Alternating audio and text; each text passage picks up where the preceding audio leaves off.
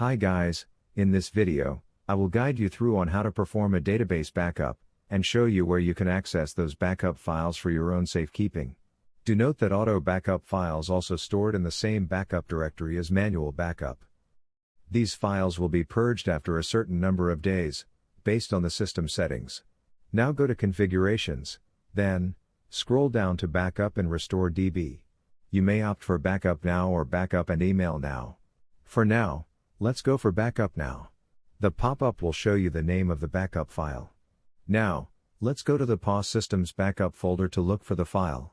I've loaded the POS Systems folder earlier, as you can see here.